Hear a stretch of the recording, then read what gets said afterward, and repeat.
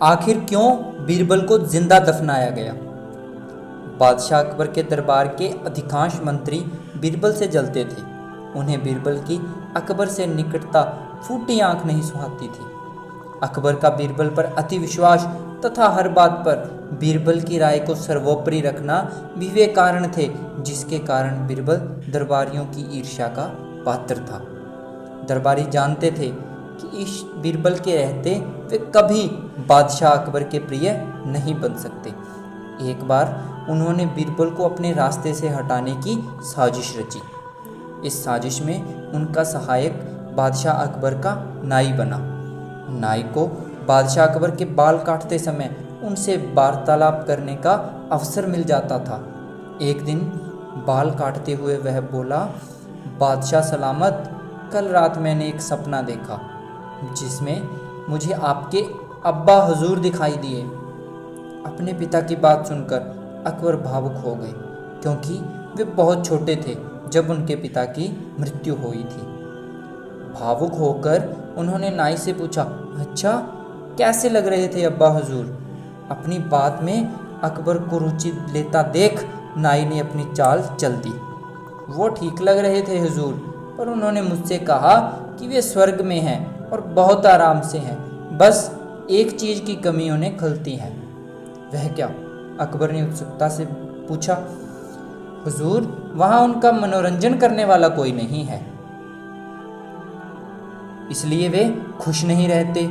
स्वर्ग से जब भी वे बीरबल को आपके लतीफ़े सुनाते हुए देखते हैं तो सोचते हैं कि काश बीरबल उनके पास होता।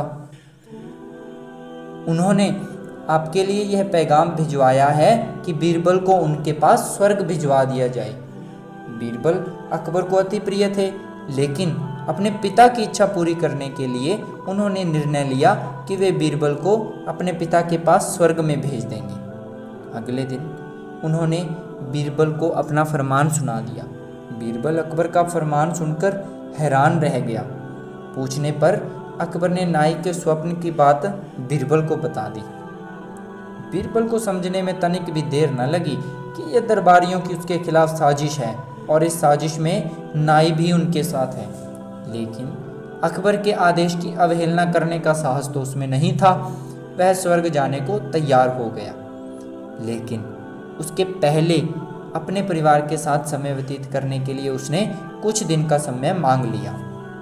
घर पहुंचकर उसने सारी बात अपनी पत्नी को बताई, जिसे सुनकर वह चिंतित हो गई। लेकिन बीरबल इस विपत्ति से निकलने की एक योजना बना चुका था। योजना अनुसार अपनी पत्नी के साथ मिलकर उसने अपने घर के आंगन में एक कब्र खोद ली। साथ ही कब्र के भीतर से अपने शयन कक्ष को जाती एक सुरंग भी निकाल ली। कुछ दिनों तक घर पर रहने के बाद बीरबल अकबर से मिला और बोला, जहाँपना, अब मैं आपके पिता के पास स्वर्ग में जाने को तैयार हूँ, किंतु आपसे मेरा एक निवेदन है कि मेरे परिवार की परंपरा के अनुसार मुझे घर के आंगन में ही जिंदा दफना दिया जाए। अकबर बीरबल की बात को मान गए और उसे उसके घर के आंगन में बनी कब्र में जिंदा दफन करवा दिया। योजना अनुसार बीरबल कब्र से लगी सुरंग से होते हुए अपने घर आ गया। उसके बाद 2 महीने वह घर पर ही छुप कर रहा। 2 महीने बाद वो अकबर के दरबार में पहुंचा। सारे दरबारी उसे देखकर हैरान हुए। बीरबल ने बाल और दाढ़ी बड़ी होने के कारण वह विचित्र नजर आ रहा था। उसे इस अवस्था में अपने सामने देख अकबर ने पूछा, बीरबल, तुम वापस आ गए? हमें बताओ हमारे अब्बा हुजूर कैसे हैं और तुमने अपनी ये कैसी हालत बना ली है? सब ठीक तो है? जी जहाँपना, स्वर्ग में सब कुछ ठीक है। मैं आपके पिताजी से मिला और उन्हें खूब सारे लतीफ़े सुनाकर उनका मनोरंजन भी किया। आपके पिता खुश भी बहुत हुए। लेकिन बीरबल ने कहना जारी रखा कि स्वर्ग में नाई का ना होना एक बड़ी समस्या है, इसलिए तो मेरे बाल बढ़ गए हैं और दाढ़ी भी। आपके पिताजी के बालों और दाढ़ी की हालत तो मुझसे भी बुरी है, इसलिए उन्होंने स्वर्ग में आपको नाई को भिजवा देने का पैगाम मेरे हाथ भेजा है। इत्तेफाक से नाई भी उस दिन वहीं था। बीरबल की बात सुनकर उसकी चिट्टी पिट्टी गुम हो गई। इधर उधर देखने लगा। इधर अपने अब्बा हुजूर की ये इच्छा भी पूरी करने के लिए अकबर ने नाई को जिंदा दफनाने का आदेश दे दिया। यह आदेश सुनकर डर के मारे नाई अकबर के पैरों में गिर पड़ा और बीरबल को फंसाने की योजना में शामिल मंत्रियों को और उनकी साजिश का सारा पर्दाफाश कर दिया।